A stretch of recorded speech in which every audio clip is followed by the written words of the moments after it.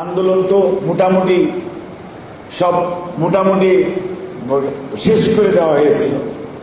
ঢাকার বাইরের কিছু পাবলিক বিশ্ববিদ্যালয়, ঢাকা শহরের প্রাইভেট বিশ্ববিদ্যালয়ের রাজনৈতিক নেতাকর্মীরা এই আন্দোলনকে সামনের দিকে নিয়ে গেছে এবং আজকে যিনি প্রধান নেতা উনি আমার অধীন গণস্বাস্থ্য মেডিকেল কলেজে নগর হাসপাতালে ভর্তি ছিলেন।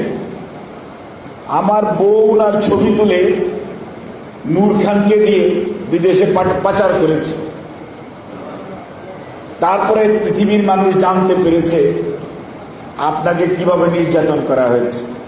আপনারা সব ভুলে গেছে, আপনারা সব ভুলে গেছে।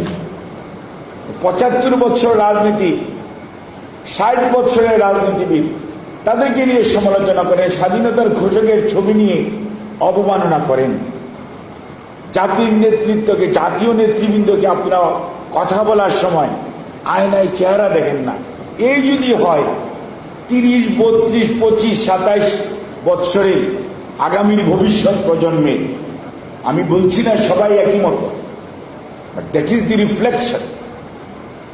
এটির জন্য কিন্তু ওই ৬ বৎসরের বাচ্চাও শহীদ হয় নাই এবং আমাদের এই সাগর রুনি বলেন ৬৫ জন সাংবাদিক, ৬৭ জন সাংবাদিক মারা গেছে। আপনার তো খুঁজে বের করা উচিত। যে বাসন্তীর ছবি ছাপালো আফতাব ভাই কি জন্য মারা গেল, কি জন্য? শেখ সেলিম তার বইয়ের মধ্যে লিখলো কোথায় আফতাব আহমেদ, লিখেছে না? তদন্ত হওয়া উচিত। সাগর রুনির ১২০ বছর ১২০ বার বোধ হয়ে গেছে, ৮০টা ২৪ ঘন্টা, ৪৮ ঘন্টা, ৭২ ঘন্টার মধ্যে আসার কথা। এই ওয়ার্ডের কমিশনার চৌধুরী আলম কোথায় হারাই গেল? ওই লোকগুলো কাদের ডিউটি ছিল, কারা তুলে নিল, সেগুলো বের করার দায়িত্ব কি অন্তর্বর্তীকালীন সরকারের না? ওই যে শিকদার ভাই যেমন বলেছে, এনাফ ইজ এনাফ।